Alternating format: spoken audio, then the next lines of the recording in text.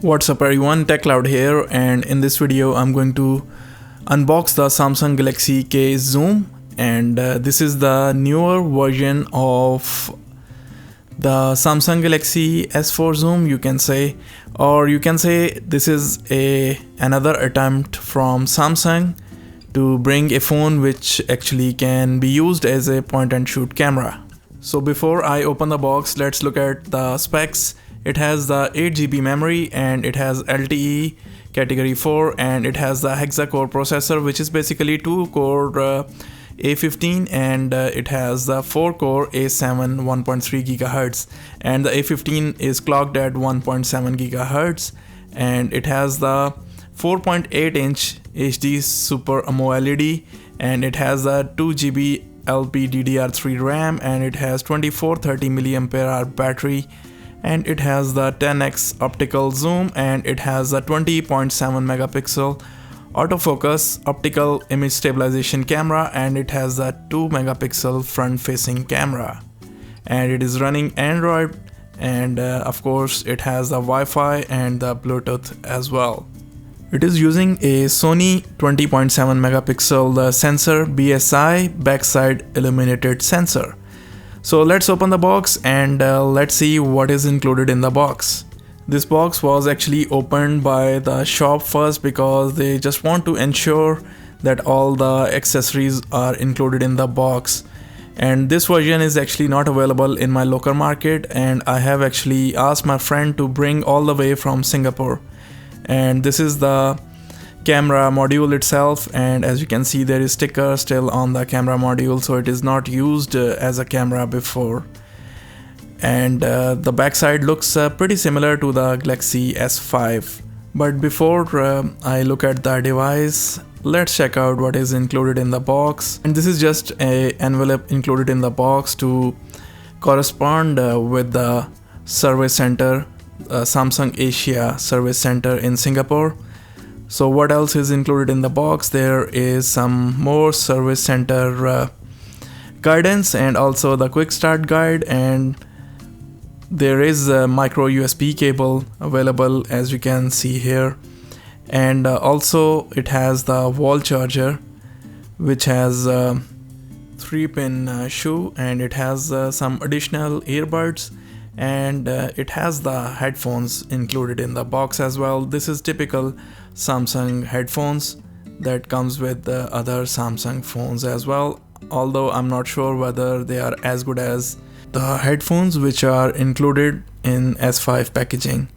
So let's close the box and let's look at the device itself. So this is the device itself, and it kind of feel just like S3. It has the same screen size, it has similar sort of shape and similar sort of layout. However, the capacitive buttons below are actually just like the S5, that is, it has the multitasking button and the back button instead of the menu button. And on the top it has the speaker grill, and it has the ambient sensor and proximity sensors, and also it has the front facing camera which has 2 megapixels.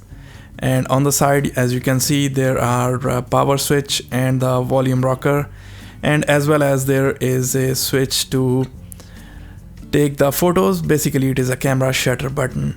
Unfortunately, this shutter button cannot launch the camera app from the sleep mode.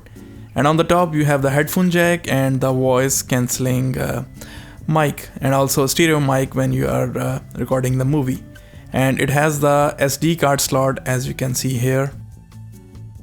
At the bottom it has the micro USB port for charging and the data sync, and also it has the additional mic over here for voice calling, and also act as a second mic to complete the stereo mic system for video recording.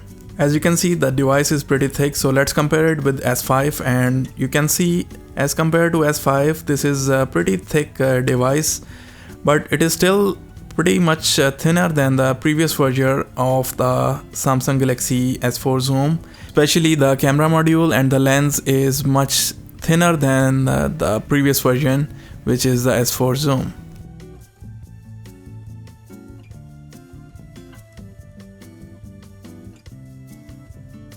So this is the general outlook of the S5 as compared to the new Samsung Galaxy K Zoom.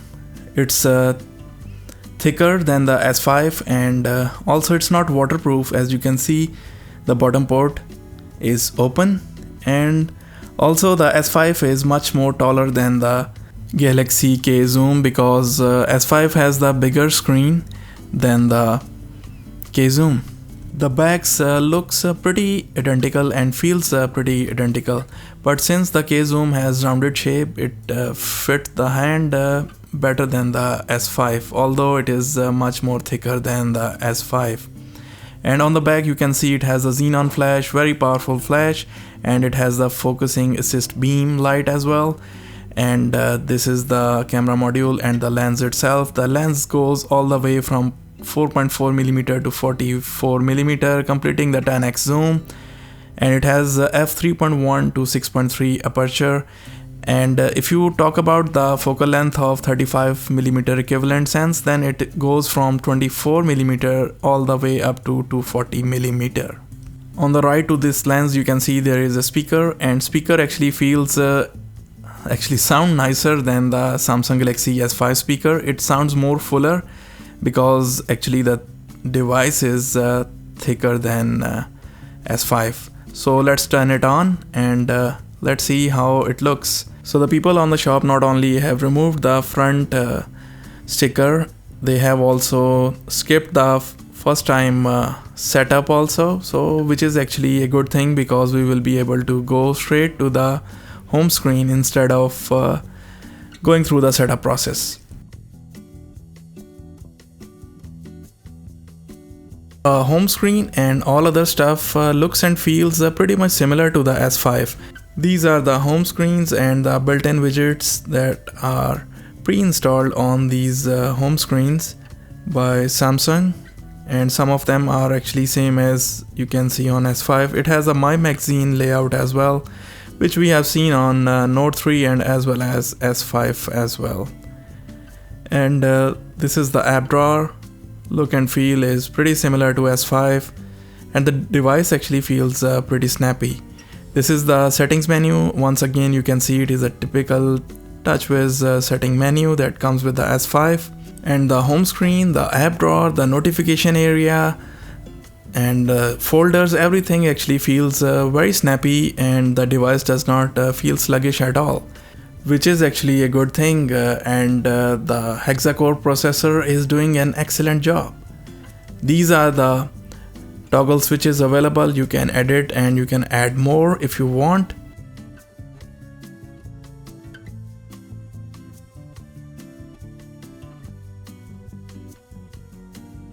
Let's launch the camera app and let's look at the camera. Since I have launched the camera for the first time, so it's still updating the firmware.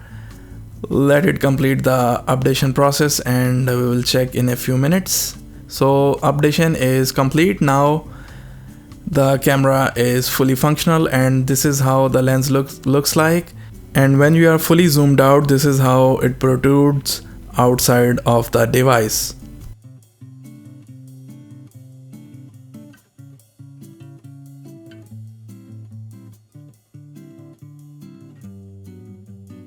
The camera interface actually feels and works pretty similar to S5, and you can use the hardware shutter button for the focusing and as well as taking the snapshots.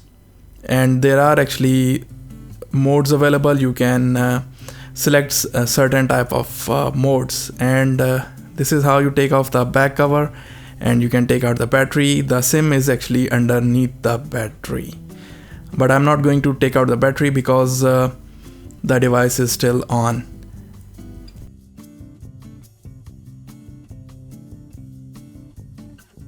The back cover is still pretty much the same Samsung typical back cover, but it feels a little bit more sturdier than what we have seen previously on older Samsung phones. So guys, this was the quick unboxing and the first look at the Samsung Galaxy K Zoom. I hope that you have liked the video. If you have liked the video, then make sure you press the thumbs up button at the bottom of this video. Take care, and I will see you later in my next video. Bye.